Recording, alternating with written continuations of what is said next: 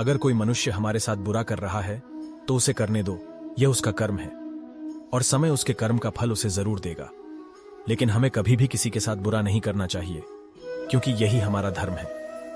अच्छे लोगों की कृष्ण परीक्षा बहुत लेता है परंतु साथ नहीं छोड़ता, और बुरे लोगों को कृष्ण बहुत कुछ देता है परंतु साथ नहीं देता। जिंदगी में दो लोगों का होना बहुत जरूरी है। एक कृष्ण जो ना लड़े फिर भी जीत पक्की कर दे, दूसरा कर्ण जो हार सामने हो फिर भी साथ न छोड़े। तू करता वही है जो तू चाहता है, होता वही है जो मैं चाहता हूं। तू वही कर जो मैं चाहता हूं, फिर होगा वही जो तू चाहता है। भरोसा अगर खुद पर रखो तो ताकत बन जाती है, और दूसरों पर रखो तो कमजोरी बन जाती है। आप कब सही थे इसे कोई याद नहीं रखता है, लेकिन तुम कब गलत थे इसे सब लोग याद रखते हैं। परिवर्तन इस संसार का नियम है। कल जो किसी और का था आज वो तुम्हारा है, एवं कल वो किसी और का होगा। प्यार और तकदीर कभी साथ नहीं चलते, क्योंकि जो तकदीर में होते हैं उनसे कभी प्यार नहीं होता, और जिससे हमें प्यार हो जाता है वह तकदीर में नहीं होता। समय व्यक्ति को आगे बढ़ना सिखाता है। समय के साथ इंसान को आगे बढ़ते रहना चाहिए।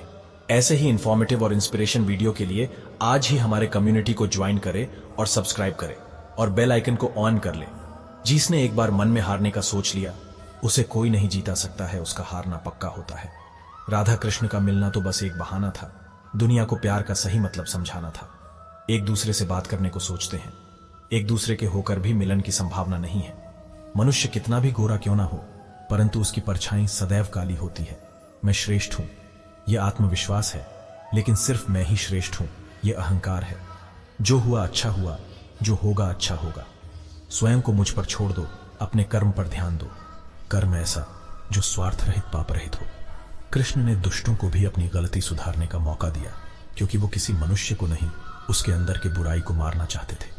संदेह की स्याही से संबंध के पृष्ठ पर कभी शुभ अंकित नहीं होता, इसलिए अपने मन के विचार और संबंधों का आधार दोनों ही शुभ रखें।